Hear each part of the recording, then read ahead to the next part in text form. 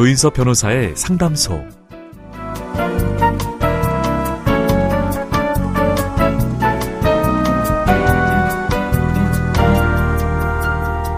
비행기는 이륙할 때 활주로를 달리며 전체 연료의 절반 이상을 사용합니다. 우리가 살아가는 것도 그렇습니다. 일이든 사랑이든 그 무엇이든 시작엔 가장 많은 에너지가 들죠.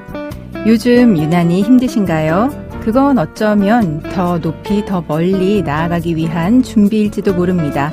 오늘도 당신의 이야기에 귀 기울입니다. 조인섭 변호사의 상담소, 저는 조인섭입니다.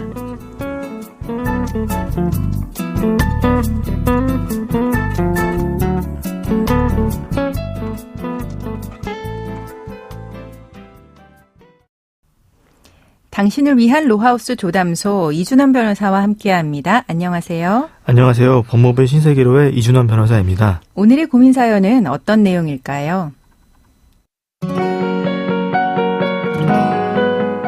저는 아내와 결혼한 지는 14년 정도 됐고 11살과 9살 된 두 아들이 있습니다.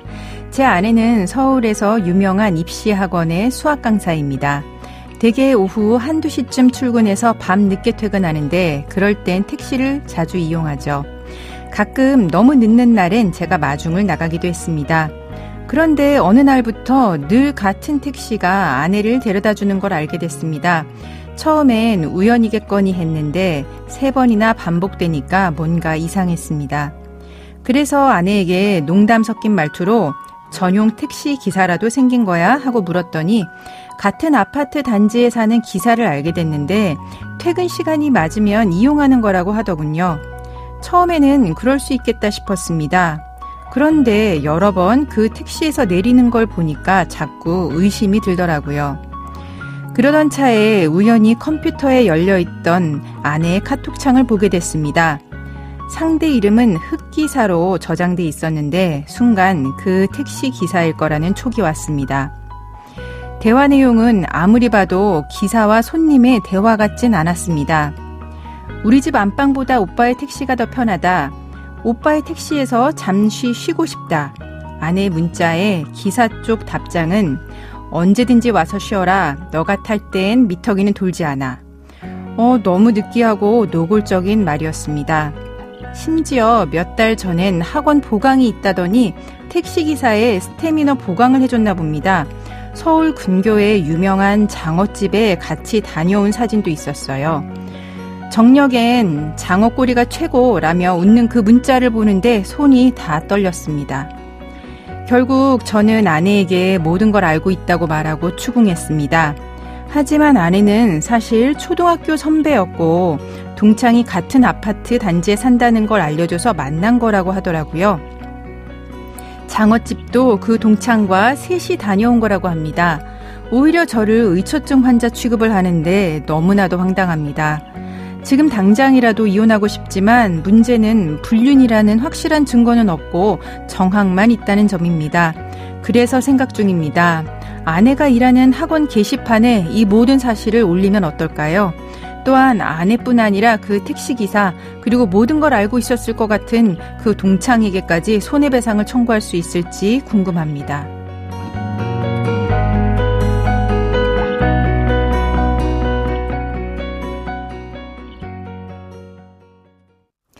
조인섭 변호사의 상담소, 오늘의 사연은 반복된 늦은 귀가와 수상한 문자 메시지 그리고 정체불명의 흑기사와 대화를 통해서 배우자의 불륜을 의심하게 된 한 남편의 이야기였습니다.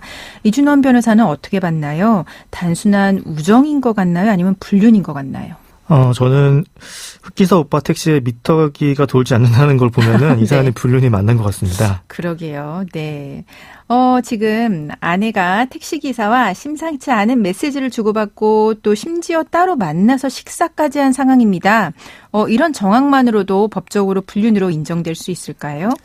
네, 자주 만나서 식사를 하고 부적절한 메시지를 주고받는 것도 법적으로 불륜으로 볼 수 있습니다. 네. 이에 관해서 대법원에 판례가 있었는데요.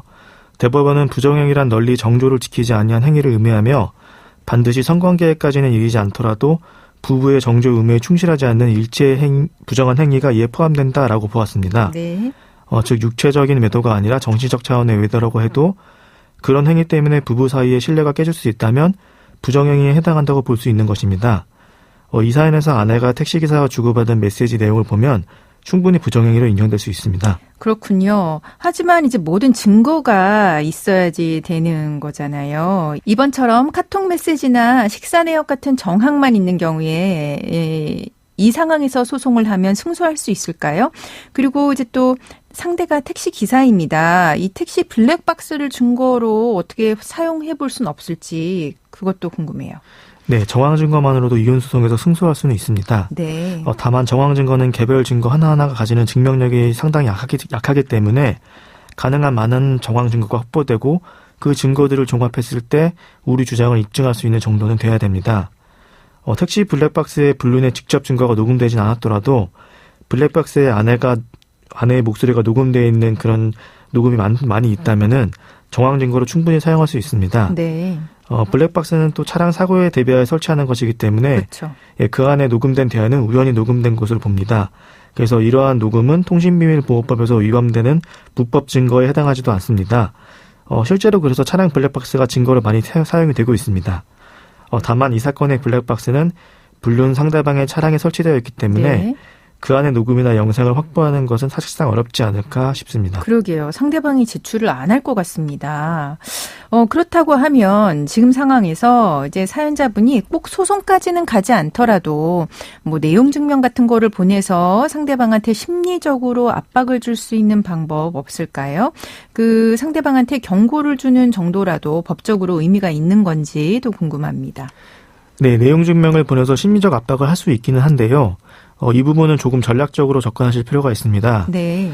내용 증명은 우체국이 어떤 내용의 문서를 언제 발송했는지 증명해주는 제도입니다. 따라서 내용 증명을 보낸 것만으로는 부정행위 사실을 입증하거나 그런 건 아닙니다. 그렇죠. 이 날짜에 이런 내용을 보냈다라는 것만 입증하는 것이기 때문에 보통 소멸시효가 문제가 되는 채권 채무 관계에서 많이 이용됩니다. 네. 그리고 내용 증명을 받아보는 사람은 내용 증명을 받고 상당한 압박감을 느끼긴 하는데요. 그렇긴 합니다. 압박감을 느끼는 것이 아니라 동시에 상대방이 어떤 권리를 주장하려고 하는지 알 수 있게 됩니다. 그래서 오히려 내용 증명을 받은 사람에게 미리 소송에 대비할 시간적 여유를 주게 될 수가 있습니다. 나에게 어떤 책임을 물으려고 한다는 걸 알게 되니까 미리 그와 관련된 증거들을 없애버리거나 반박을 준비할 수가 있겠죠. 그렇죠. 네, 그러니 결정적인 증거가 이미 확보된 상태에서 상대방을 압박해서 소송 전에 어떤 유리한 합의를 받아내실 목적이라면 내용 증명을 보내시는 것이 괜찮은 방법이 될 수 있겠습니다. 그러나 별다른 증거가 확보되지 않은 상태에서 내용 증명부터 보내실 경우에는 역효과가 날 수도 있습니다. 그렇네요. 지금 그러면 사연자분은 좀 너무 억울한 마음에 아내가 근무하는 학원 게시판에 이 사실을 올리고 싶다 이렇게 막 분노를 표출하고 있습니다. 근데 이렇게 공개적으로 알리면 이거 명예훼손 문제 이런 거 생기지 않을까요? 네, 아내의 학원 게시판에 불륜 사실을 올리시는 것은 정보통신망법에서 금지하는 명예훼손의 행위에 해당하여 형사처벌 받으실 수가 있습니다. 네. 물론 정통망법상의 명예훼손은 비방할 목적이라는 게 따로 인정이 돼야 되는데요.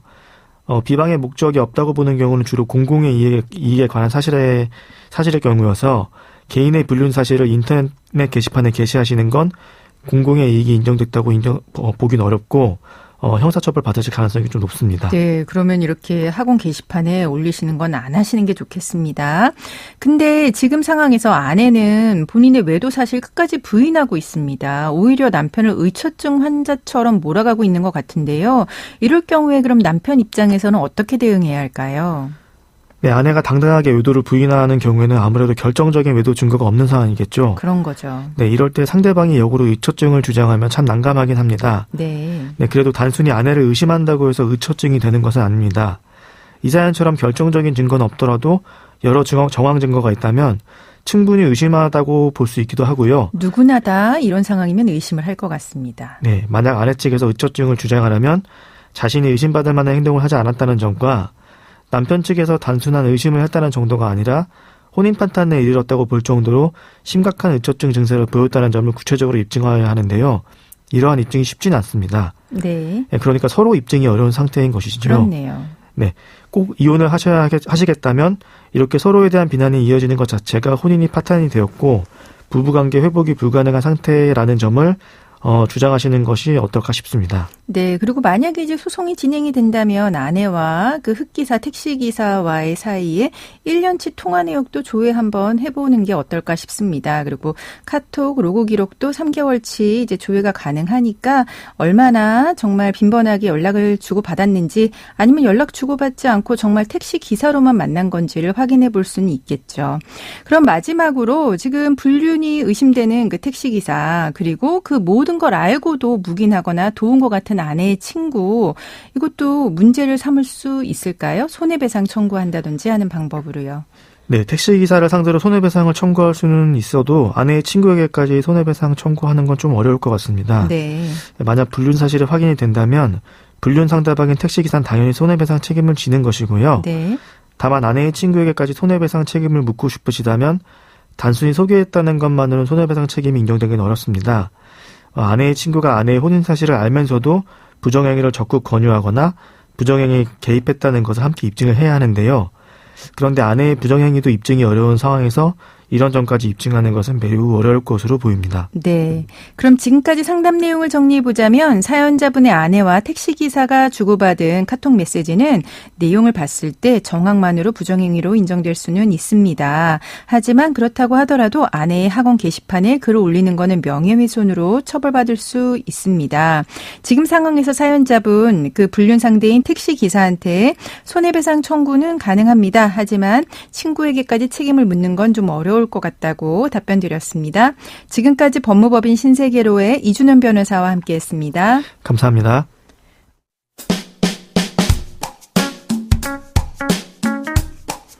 알아두면 쓸데있는 법률 이야기 알쓸법 시간입니다. 요즘 빅테크 기업들에서 해고를 많이 한다고 합니다. MS는 6,000명, 메타는 3,600명을 감원했는데요. 2023년에 MS가 10,000명을 감원한 이후 최대 규모라고 합니다. 그 이유는 뭘까요?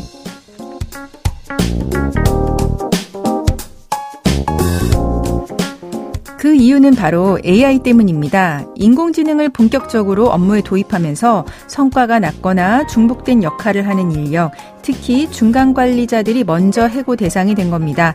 AI가 대신할 수 있는 일을 하는 사람은 더 이상 필요하지 않다는 뜻이죠. 메타는 성과 관리 기준을 더 강화해서 저성과자는 내보내거나 성과 개선 프로그램에 들어가게 했습니다. AI가 사람을 대체하는 게 이렇게 빠를 줄 몰랐죠. 우리나라도 비슷한 상황입니다. 아직 공식 통계는 없지만 이미 금융권에서는 콜센터 인력을 AI로 대체하고 있고 기업들도 리서치 어시스턴트 대신 챗 GPT로 자료 정리하는 경우가 많다고 합니다. 그래서 요즘은 단기적으로 화이트 칼라 불황이 올 수도 있다는 말도 나오죠. 하지만 반대로 AI와 함께 일할 수 있는 직무는 살아남고 오히려 더 늘어날 거라는 전망도 있습니다. 예를 들어 프롬프트 엔지니어, AI 윤리 담당자, 데이터 검증 전문가 같은 직군들이죠. 인공지능을 잘 다룰 줄 아는 사람은 앞으로 더 환영받게 될지도 모르겠습니다.